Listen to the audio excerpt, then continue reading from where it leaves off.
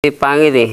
First round, nanood ako noon eh. Pag second, wala na. Natulog na ako kasi alam sabi ko, pangit, boring na laban na to. Boring na laban na to.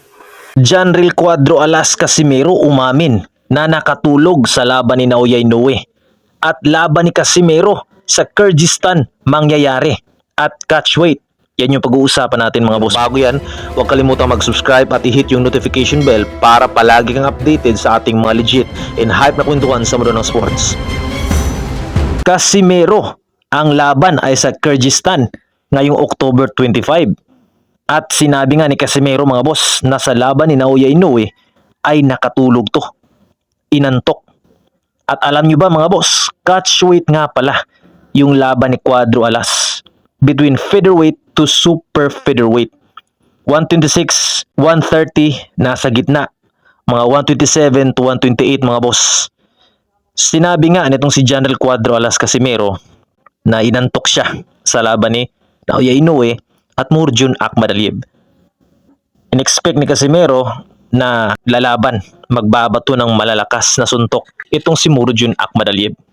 Pero yun nga mga boss, pagkatapos daw ng round number 1, 2, abay, inantok si Casimero, nakatulog. Dahil nga daw po, para sa kanya, si Naoya Inoue ay may kahinaan. Siya lang daw talaga yung makakatalo sa isang halimaw ng Japan, itong si Cuadro Alas. Mahina daw yung panga ni Naoya the Monster Inoue.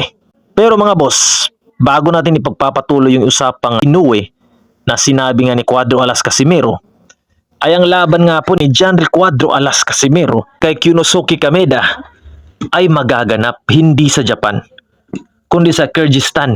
Sa Japan yung training ni Cuadro Alas mga boss, pero hindi doon yung laban nila. At kasama nga ni Casimero mga boss sa laban, undercard, co-main event, itong si Nery at Kenneth Lover.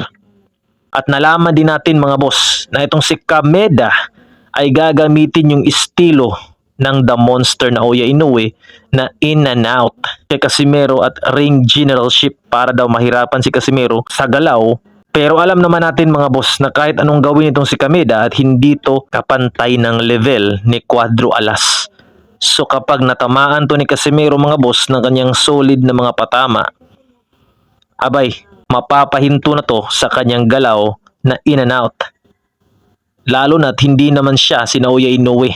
So matangkad nga ng konti itong si Kameda mga boss, 5'10", 5'4" si Casimero, pero marami ng experiences si Casimero mga boss na nakalaban na mga matatangkad. So asahan natin mga boss na si Casimero talaga yung magwawagi sa laban na to sa Kyrgyzstan. Ngayon nga pong October 25.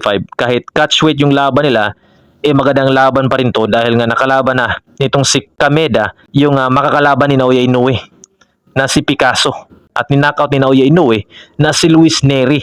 So meron pa rin connection to mga boss kay Casimero. Nabalitaan din natin na after nitong laban na to ay maglalaban nga si Casimero versus Luis Nery sa Japan. So yun lang mga boss, para palagi kang updated sa ating mga legit and hype na kwentuhan sa mundo ng boxing. Huwag kalimutang mag-subscribe.